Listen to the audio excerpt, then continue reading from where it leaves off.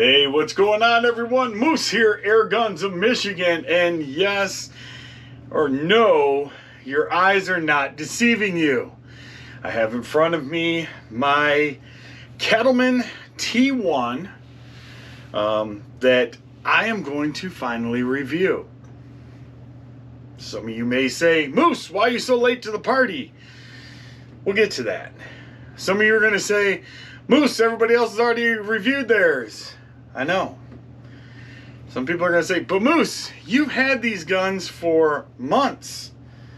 I know. But I needed time. And we're going to get to that too. First and foremost, I want to say a very heartfelt thank you to Victoria from Cattleman Guns. She is a lovely individual. She has a heart of gold. She is so giving and so just wonderfully wonderful to talk to.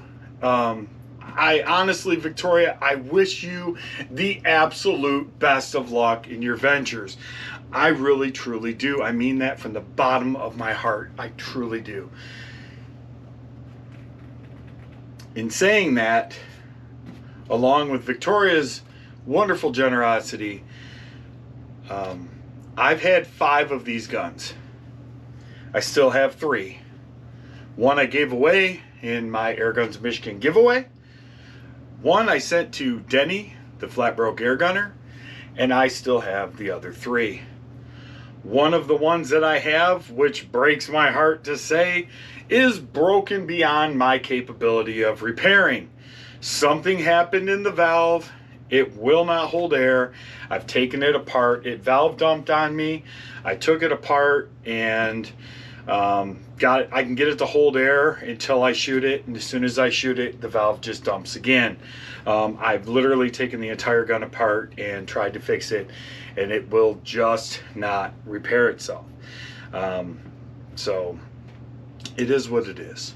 But I do still have my T1 and my M1, my M1 being in the walnut, and this T1, and also the M1's in 25 cal. The T1 here is in 22 cal. And I'm going to take it to the range. I'm going to show you guys the groupings that I get. And this is the same groupings that I get out of all 5 of these guns. I shot every one of them. Not only did I shoot every one of them, I threw every pellet in those calibers that I possibly own through those guns, trying to find the perfect pellet or slug. And I've got a ton of ammunition. I've got probably 20 different 22 caliber rounds and probably 15 to 18 different 25 caliber rounds. And honestly, I just couldn't get good groupings. Now, groupings is a subjective word. Some people assume that a 3-inch group at 25 yards is sufficient. I, however, do not. I look for, at 25 yards, I should be making one hole. Maybe the occasional flyer. Maybe I pull the gun or whatnot. But this gun just doesn't do it, and I don't know why. I've tried everything I know how to do. I've replaced hammer springs. I've got a box full. Cattleman not only sent me more springs, but I went to my local hardware store and bought more springs just to try to figure out if maybe by replacing these springs, I could get this gun more controllable. It didn't happen. And once again, I'm not saying anything bad about the company, other than the fact that what I consider a good group is not what this gun can produce. At 25 yards, even a 2-inch group, maybe I would say that's hunter friendly. But I've never shot this gun at 50 yards. And we're going to do that this week. I'm going to take you guys out to the range this week. We're going to shoot this gun at 50 yards. And we're going to see what happens. Now, I'm using a red dot system with a 3-time multiplier. That makes no difference. because I'm still going to keep my same point of aim. I'm not going to shift the gun around. I'm not trying to sabotage anything or anything else, but I do know that this setup is accurate because I've had it on other guns and it shot really, really respectable groups. I mean, if you guys really want to see it scoped out and do the same thing, maybe we'll do that. But I'm also going to bring my M1. That one does have a scope on it. So we're going to shoot the M1 25 cal at 50 yards. We're going to shoot the T1 22 caliber at 50 yards. And we're going to let the groups speak for themselves. Now, once again, this is not a reflection on everyone. I've seen some amazing groups from some people on YouTube that have shot through this gun. Maybe I just got 5 bad ones. I don't know. I don't.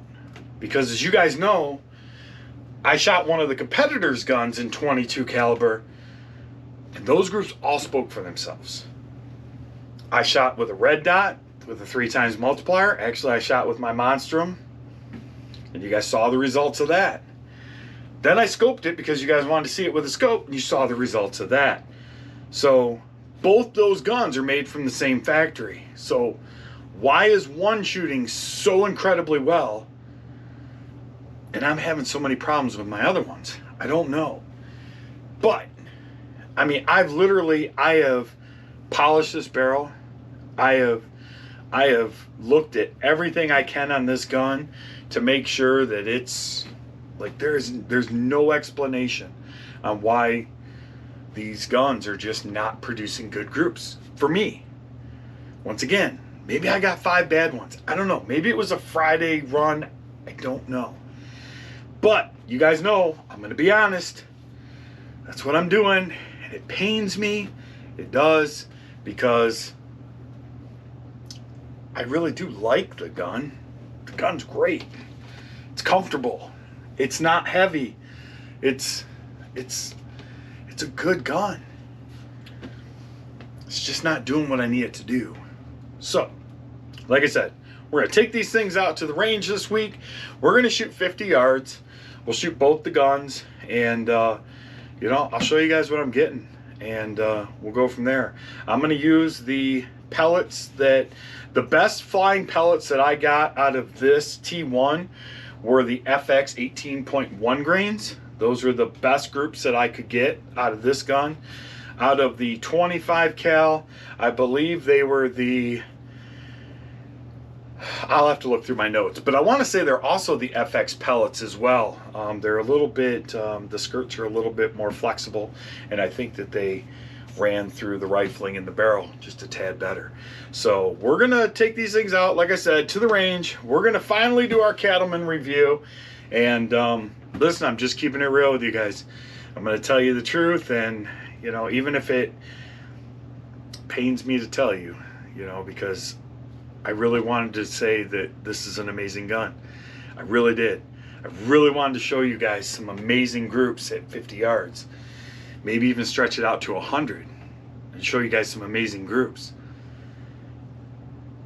But at 25 yards with 3-inch groups, I don't even know what I'm going to get at 50. So, but we're going to find out together, and we're going to ride it out. And, you know, if anything, I hope that Cattleman will take into consideration that maybe not all the guns are bad, but maybe it's time to test fire each and every one of the guns that comes out of the factory at 25 yards to make sure that they are all at least at 25 yards shooting hole-in-hole groups. I think personally that's the kind of quality control that is required in today's air gun industry. And you know, it's you know, it is what it is. But like I said, hopefully Cattleman will, you know, take into consideration that, you know, hey, maybe it is possible that, you know, we've got a quality control issue, or there's just something going on with the barrel. I don't know, guys. I don't know. I've tried to figure it out. I can't figure it out. So that's where I'm going to leave it. We're going to take it out to the 50 yards. We're going to show you guys the results, and Just going to be honest with you guys and let you guys decide what you think about the Cattleman T1 and the M1.